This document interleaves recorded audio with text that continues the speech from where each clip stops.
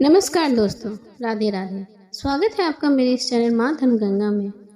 आज हम मनुष्य बुढ़ापे में क्यों परेशान रहता है, इस पर हम माता पार्वती और भगवान शिव शंकर की एक कथा सुनेंगे। कथा पसंद आए तो कथा को एक लाइक ज़रूर करें। एक बार नारद भगवान शिव से मिलने कैलाश पर गए। भगवान से बोले, क्या आपको पता है भगवान पृथ्वी पर क्या चल रहा है? तब भगवान शिव बोले, क्या हुआ, पृथ्वी पर क्या चल रहा है? तब नारद जी कहने लगे कि धरती पर मनुष्य ही मनुष्य का दुश्मन बना हुआ है, बूढ़े लोगों को तो कोई पूछता ही नहीं है।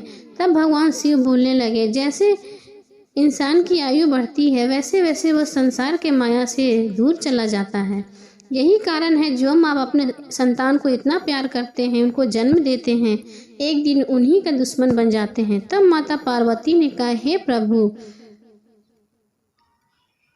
क्यों ना हम धरती पर खुद ही देखने चले। तब भगवान शिव और माता पार्वती दोनों धरती पर अपने भक्तों को देखने आए। आकाश में घूमते हुए माँ पार्वती ने एक बुजुर्ग को देखा जिनको कोई खाना नहीं पूछ रहा था। उनकी संतानें उन्हें भला बुरा कह रही थी, उनके रिश्तेदार भी उन्हें कुछ नहीं कह रहे थे।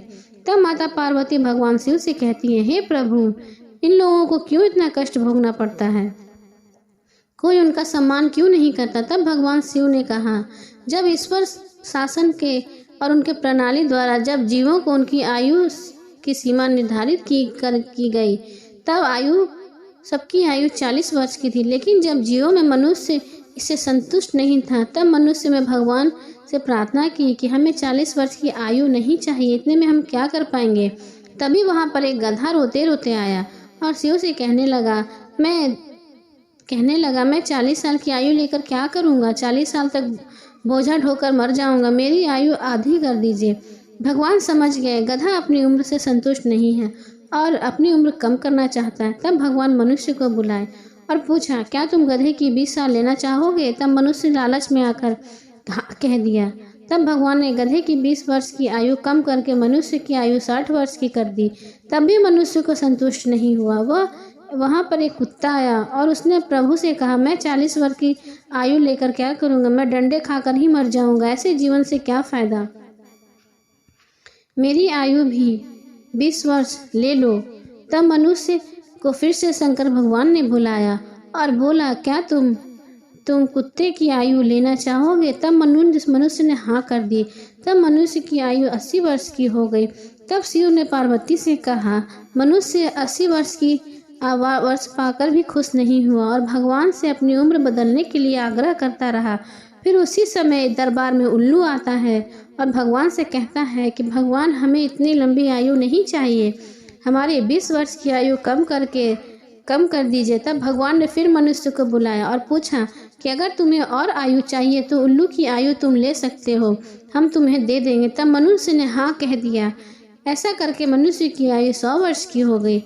तब भगवान शिव ने पार्वती से कहा, जब मनुष्य की आयु 100 वर्ष की हो गई तब मनुष्य में घमंड आ गया और वो भूल गया कि दूसरों की आयु जीना आसान नहीं होता।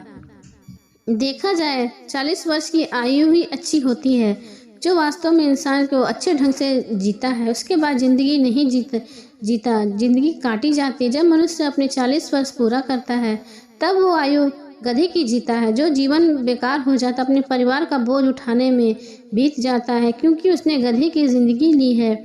जब मनुष्य अपनी 60 वर्ष की आयु पूरा करता है तब वो बेकार, उसे कुछ भी कहो कुछ समझ नहीं आता, वह उल्टा ही सोचता है, वह सही बात समझ नहीं पाता।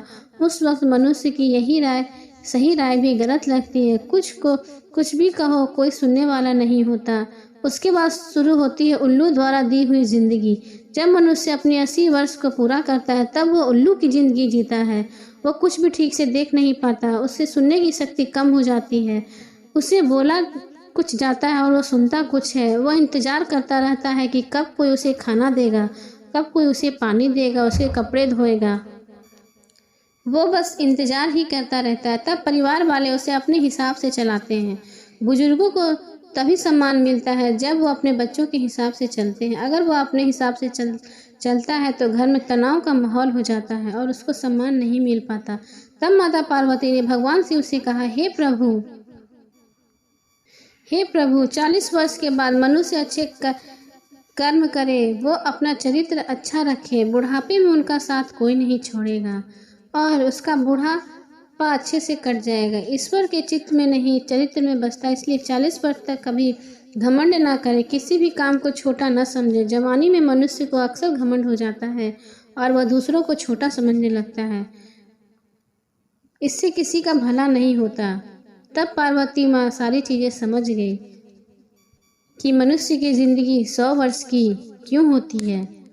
बोलो महादेव की जय।